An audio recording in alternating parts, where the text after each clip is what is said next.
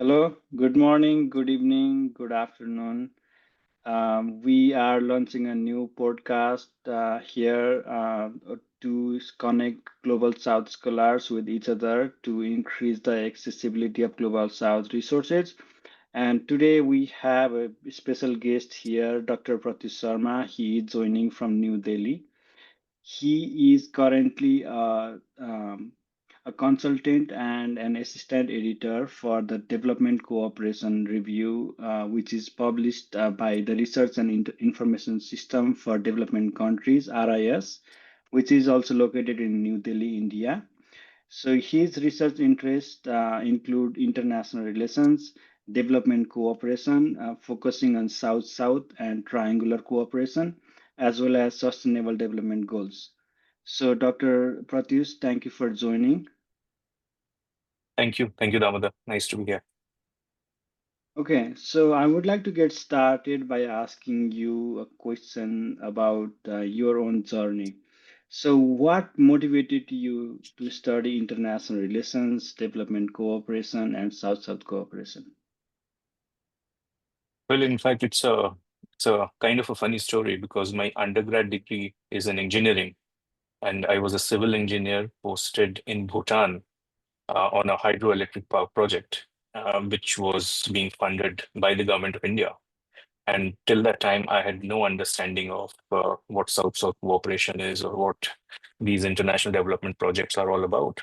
But then I just got curious as to why is India spending so much money in another country uh, constructing these hydroelectric power projects. And that's when I started reading some things and I got to know this concept of South-South cooperation and how countries assist each other both for infrastructure and for soft developmental projects as well. So that's how I got interested in these areas. And then I decided to move from my engineering field to social sciences and more so in international relations, and that has what my journey been till now. And then over a period of time, I researched. I was a research assistant at RIS. Then went for my PhD to UN University for Peace in Costa Rica. My research areas again there were South-South cooperation, where I was trying to look at it at from the lens of right to development. And then post my PhD, I'm back at RIS, and so yeah, this has been my journey. Thank you for explaining your journey. So that brings me to this fundamental question. What is South-South cooperation for someone who, let's say, doesn't have any context on this? Where would you begin explaining South-South cooperation to them? So, I mean, if you look at the history of South-South cooperation, it goes back to the post Second World War era. I mean, right after 1945, when the new institutions, the so-called Bretton Woods institutions, came up along with the United Nations, very soon countries of the global South, and by the way, many of them were still colonized. Various countries in Africa and Asia, they started to gain their independence in late 1940s, and it continued in 1950s and 60s.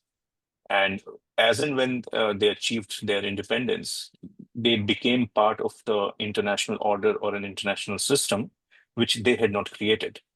By default, they became part of the system which was created by, or the norms were created by countries of the global North, more so the countries of Western Europe and the US. And then they realized, the rules of the game were not in their favor. So they had a two-pronged strategy. One, to constantly, push towards this system which they thought was not in their favor. And second, they also wanted to do something on their own. And that is where countries of the global South coalesced together. They came together and they decided to help and assist each other. I mean, and there were different milestones along this journey, starting from the non-aligned movement, and along with that, the global North also did give some leeway in terms of where countries of the global South could start their own things. I mean, UNCTAD in 1964, setting up of UNCTAD in 1964 was one of them. Then at various UN summits, there were different elements that got added to it, like the economic cooperation for developing countries, technical cooperation for developing countries, the BAPA processes in 1978. So these were different steps that were taken. And then over a period of time, countries of the global south also, started to grow economically.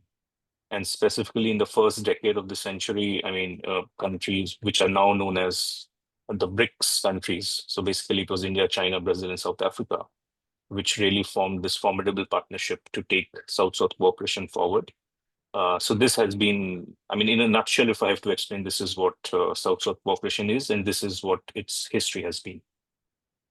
Thank you for explaining on that. So you mentioned that the BRICS countries are part of South, and you also mentioned that it's about some countries that were like formerly colonized, which wanted to force their own kind of path, some kind of a way to develop in a system that favored the what we call the Western countries nowadays.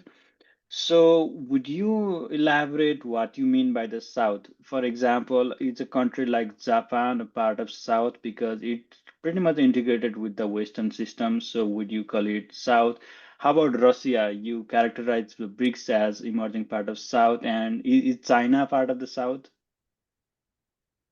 I mean, thank you for this question. In fact, I would have explained it in my uh, in coming times.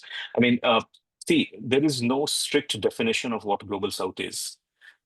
Different scholars, from their different understandings, they have tried to explain what global south is, and even there have been scholars who have disparaged the whole idea of global south, saying that there is no such entity as what global south is. So. Again, if I look at the various definitions of global south, one thing is clear that one common definition that we can say is that countries of the global south can be considered as non-Western countries. So in that way, and then there are certain elements which through which you can say that what constitutes as global south. So one of them is, of course, if a country has been a colony of a Western power in their history, that can be an example of they calling themselves as global south. Then there are countries who have not been fully colonized in the past, but then still in the present day, they don't have agenda setting powers in the international arena. So that may also be considered as a country of a global south. So in that way, China for a very, very long time did not have agenda setting powers, despite they being the members of the UN Security Council. But at the same time, they had a lot of developmental challenges, poverty issues. So still, China would like to consider itself as a country of a global south, but with world's second largest economy. I mean, if you just look at the economic dimension, maybe they are not part of the global south.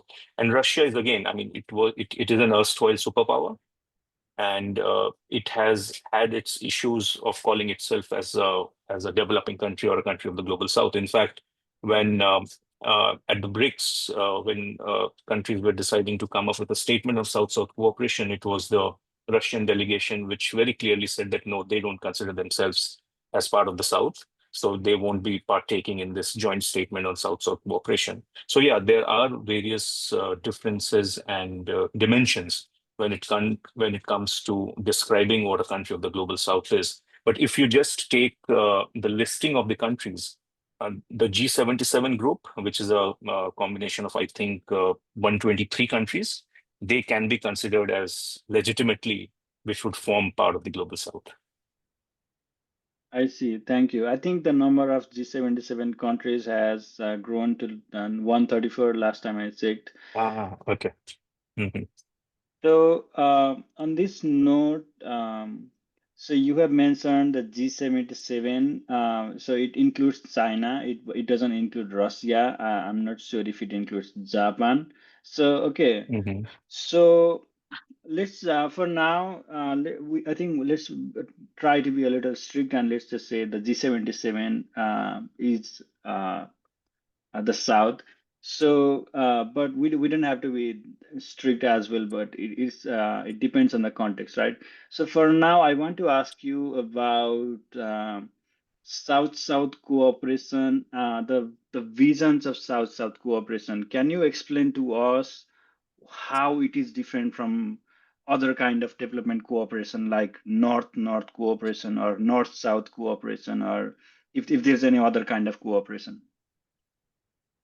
So yeah, I mean, to start, how North-South cooperation came into being is very much a North-North cooperation, because I mean, it is important to remember that when the Marshall Plan came into existence, it was basically for towards the reconstruction of war-ravaged Europe. So I mean, now Western Europe is considered as North. So initially, to start with, it was North-North cooperation. And once they realized the success that the US had with the Marshall Plan in Europe, they decided, the famous Truman formula, the 4 point speech that he gave, was basically to take the idea of North-North cooperation and form it as North-South cooperation, or the idea of foreign aid. The whole industry of global development, it initiated from those times. So basically, if you look at the differences between North-South and South-South is North-South cooperation has always been steeped in conditionalities. It has always been, in terms of supporting its own industries under the garb of carrying out developmental activities in the global South. And so the point of focus, which should have been the developing countries, it generally shifts to the ideas and then towards what the developed countries want them to achieve. So it is a very top-down approach to development, which North-South cooperation stands for. And as and when South-South cooperation started to emerge, they were like, the kind of things that we are suffering because of this whole business of foreign aid, we wouldn't want to do the same thing to the countries of the global South. So South, if you look at the principles of South-South cooperation, it is devoid of any conditionalities. It is, in fact, we don't even use the word aid. We call it development cooperation, and there is no understanding of recipient country. We call, partner countries. I mean, these nomenclature itself, it goes on to show that how South-South cooperation is not uh, ideally not a top-down approach, but it is much more of a horizontal cooperation. So these are some of the very basic differences and major differences between North-South and South-South cooperation. However, I would like to add one thing that over a period of time, there has been some convergence in North-South and South-South cooperation where it has been understood that, of course, there are some good elements to North-South cooperation and some good elements to South-South cooperation as well. So over a period of time, as I said, there have been some convergences in these two major streams of development cooperation. So, when we are talking about South-South cooperation, have we historically treated these principles of non-conditionality, horizontality, like you explained? Have we always considered these as the principles, or has the principle of South-South cooperation evolved over time? No, I would say these principles are considered sacrosanct when it comes to South-South cooperation, but it is also to remember that any development cooperation project, activities, programs, whatever you take, there is an element of foreign policy dimension to it as well. So you can consider development cooperation on a spectrum, where on one side it can be considered to be a purely altruistic activity, and on the other side of the spectrum, it can be considered to be a totally foreign policy driven realist perspective. So the idea is always to go somewhere in the middle, but the compass can move on either side. But when it comes to purely development cooperation projects, and talking about India, because my research was on Indian South-South cooperation, so I would say very uh, I mean, we have followed these principles to the hilt when it comes to South-South cooperation, and also it has also to go with India is itself a developing country, so we don't have large cash chests where we can just go on carrying out projects in the other countries. So it becomes natural that South-South cooperation is demand driven. We get a demand from a government of the global South. And then if we have the capability, which in many cases we do, then we go and implement those projects or programs in those countries. So this is in a way how Indian South-South cooperation, Indian development cooperation has gone with its business in all these years. And thank you for explaining that. So, you think that a southern country would benefit more from South-South cooperation? So that's why it should put its money on all these BRICS countries and other emerging markets? Or do you think there should be some kind of a balance, some kind of a diversification that a southern non-BRICS country, let's say a poor country like the Congo, for example, do you think that it should diversify its relations with countries across the south as well as the north, or do you think that they should firmly believe that the BRICS and South-South cooperation is the best way to go? See, in fact, I would say I would flip the question, and I would say that countries of the global south, developing countries, South-South cooperation, BRICS, whatever you call it, these are new players in this whole system. So already the country, it is already a way in which, as you gave the example of Congo, if Congo is trying to look at BRICS or South-South cooperation, it is already diversifying because you have to look at from the perspective that what was before these entities came into the picture. It was just one thing of North-South cooperation where they were dependent on, say, for example, USA or any Western European country. So in fact, the entry of southern countries in this picture is already a diversification in process. It has already started. So those things are there. And also to the first part of your, could you remind what was your question again? What was the first part of your question? So the question is how non-BRICS southern countries, mostly poor countries, they should formulate relationships in this geopolitical arena. Should they put all their money on South-South cooperation, or should they keep some room for North-South cooperation because it's good to diversify, it's good to put money in two pockets than one? Yeah, again, so I mean, it is a question that would warrant an answer from those countries itself. I mean, again, this is where the principles of South-South cooperation comes into picture because we are no one to say to a partner country as to what they should do. It is based on their understanding, their positioning in the region and in the world, and their own decision-making powers. I mean, as a principle of South-South cooperation, we don't we wouldn't want to dictate terms to any of our partners. Got it. So, in that case, I'm going to bring this interesting topic. So, if countries should allow, if they are allowed to deal with any partners, let's say for now China. So, in the past 20 years or so, China has become the dominant trade partner of many southern countries. I would say most southern countries, and in this process, like they also borrowed a lot of money from Chinese sources, and right now I believe that bilateral official Chinese loans are larger than what IMF and World Bank they provide. So it's many southern countries are in debt distress, and right now it's becoming a big problem that they are owing so much money to China. Before they used to owe money just to the World Bank, IMF, and Western creditors, but now there's China. So the question is, should they see like, and many times like the loans are it's offered on commercial terms, and it's sometimes more than the rates provided by IMF.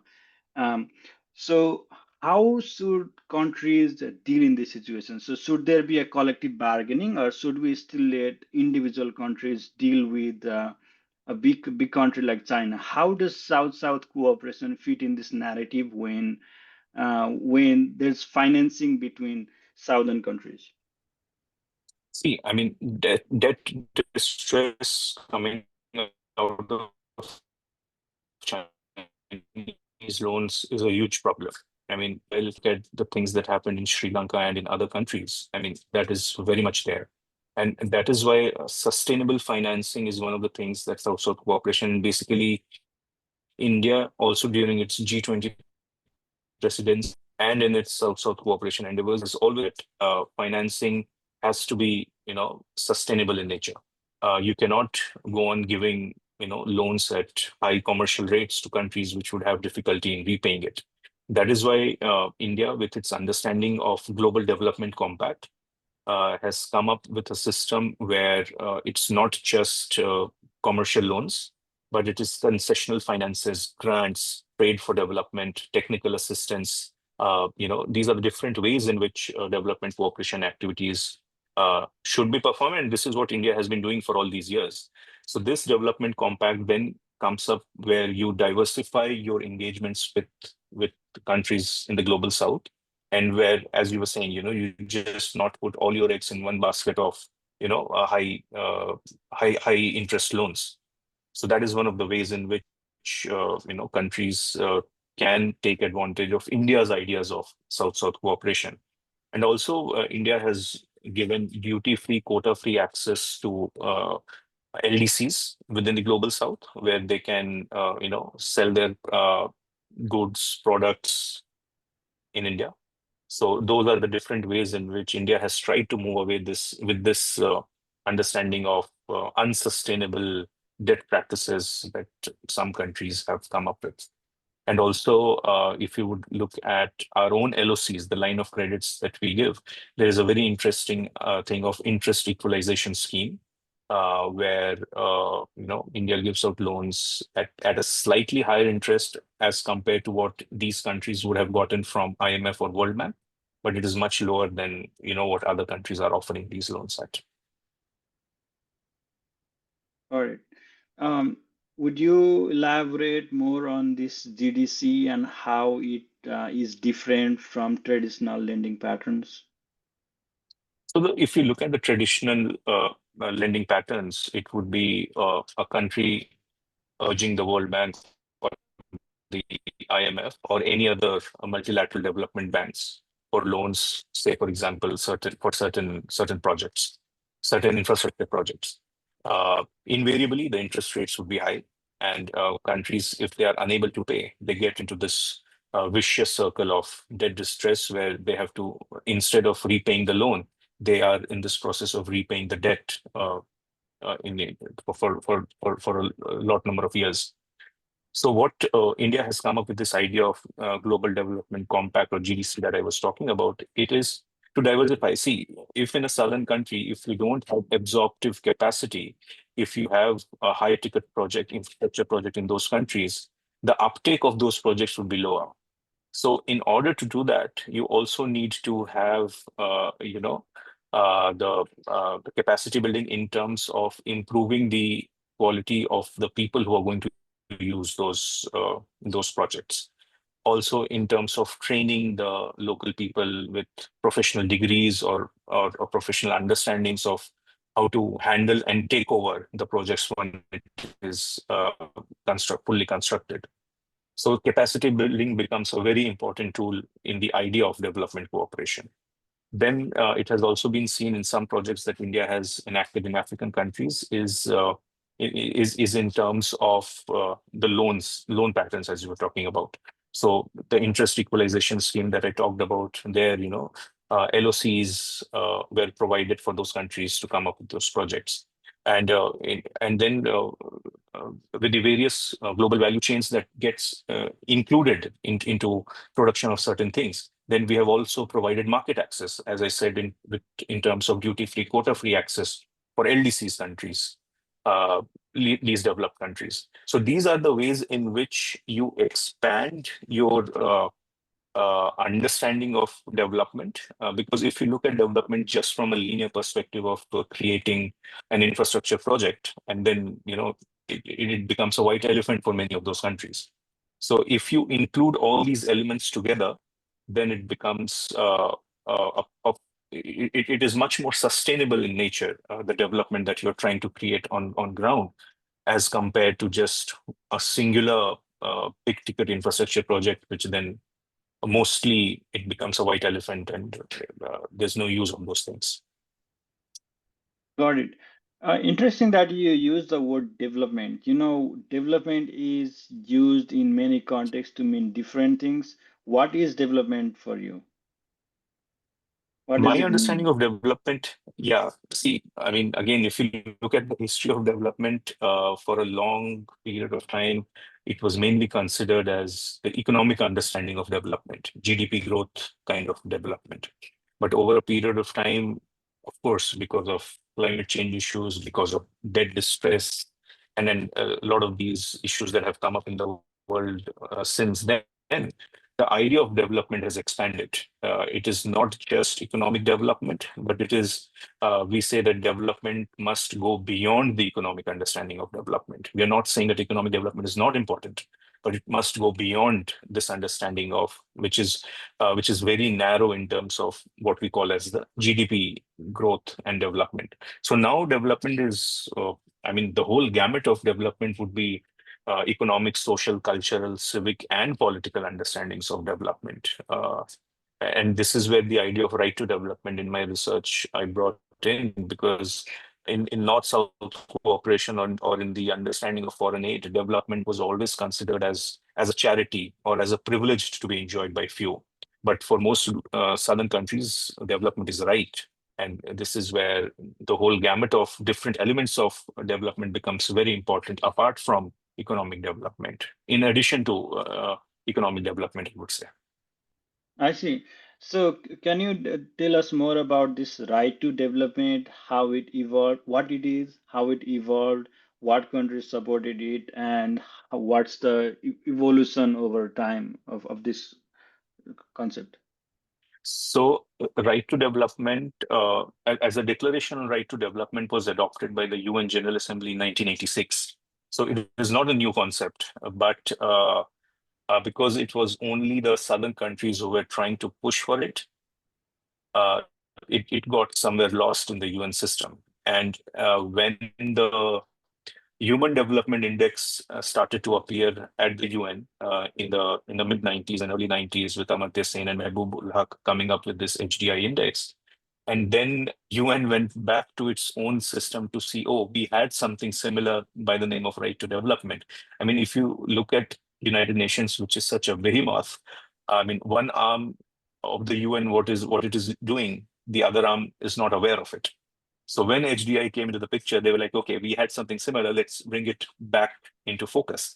And that's when the idea of right to development gained even more prominence. But still, it's not a well-known fact. And that is a tragedy of right to development. So the history of right to development goes back to the 1960s again, when the policymakers and policy intellectuals in the global south were thinking, what should be done in terms of global south attaining the kind of development that it really wants.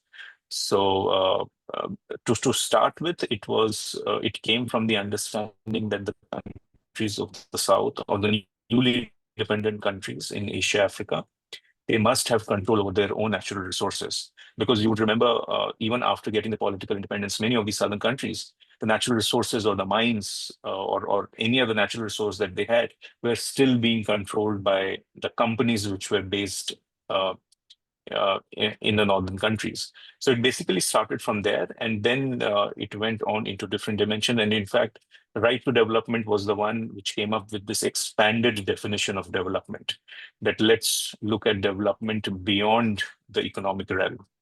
And that is how it came. And if you look at the history of South-South cooperation and right to development, it is very much similar. In fact, the principles of both these concepts are very similar to each other, but it emanated from this shared understanding of, being a colonial, being a colony of the Western powers and not having a say in the international relations. Because what right to development was trying to do at the UN, they were not in contact with the proponents of South-South cooperation at the same time. But because of this shared history, because of this shared understanding of development, the principles of both the terms are very similar to each other without the two teams knowing each other as to what they are doing. So now, if you look at these principles, they are very similar to each other. And in fact, in my research, I have shown that if the principles of right to development are included in totality in South-South cooperation in itself will gain much from what it is now, and it will become a much better form of development cooperation than what it already is. I see. So, um,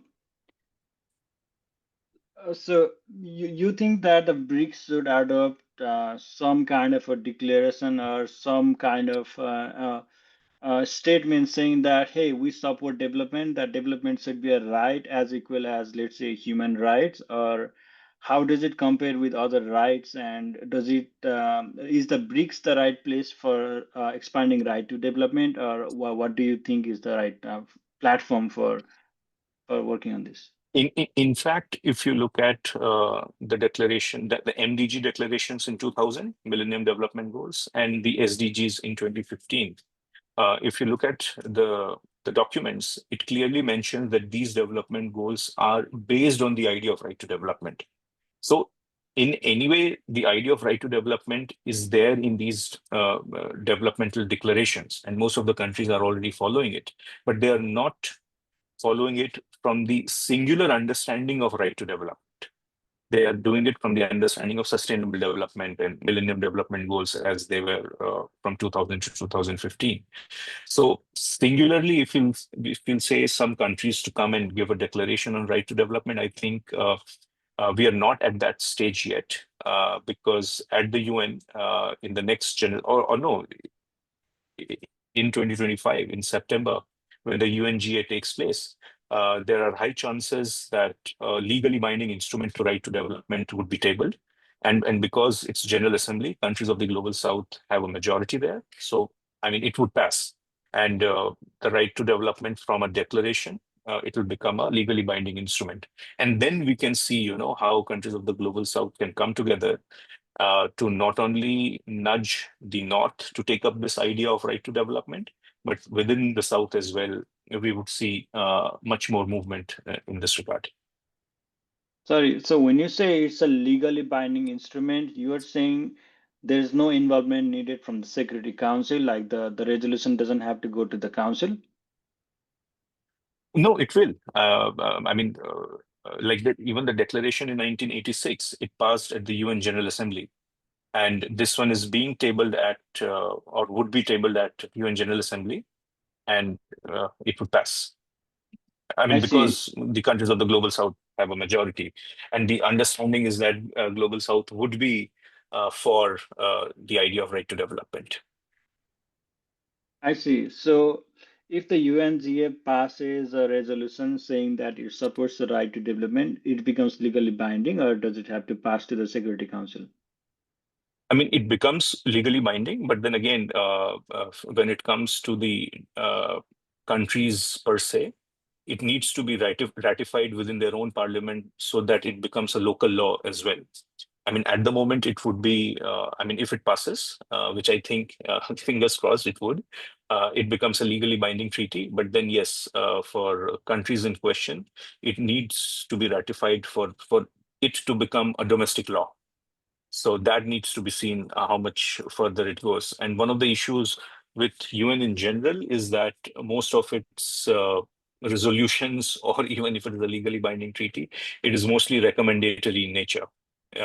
That is where UN lacks teeth in terms of implementation when it comes to these things. So yeah, those issues would continue to hamper the idea of UN and right to development, both. So talking on this, the UNGA also passed the SDGs in 2015, and it's been 10 years since the SDGs were passed. The goals, we haven't seen much progress. I think some of the goals have seen a lot of progress, others have been stagnant. Um, how do you so are UN resolutions like SDGs, UN goals like SDGs, and if we have a right to development, do you think it's just going to be another name, or do you think it's going to have actual physical repercussion, physical impact on the lives of people? See, I mean, many countries in the South, specifically in Africa and certain Latino and even Asian countries, I mean, the rate of development or the socioeconomic credentials or the numbers, if you see, they are so low that any kind of help, any kind of assistance, it matters a lot for them. So, you know, bigger southern countries or the Western countries might feel that these uh, declarations, these recommendations mean nothing to them, but to some countries, it matters a lot.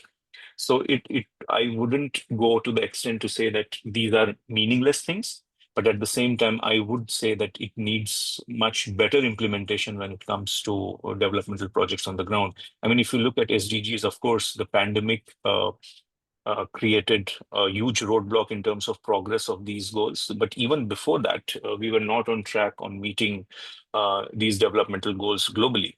So those roadblocks are always there.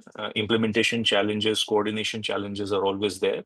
But yeah, it doesn't mean that we should throw the baby with the bathwater. Got it. Thank you, Dr. Pratyush. That's all I have for today. Do you have anything to add? Explain any concluding remarks? No, thank you, Damodar. It was very great talking to you. And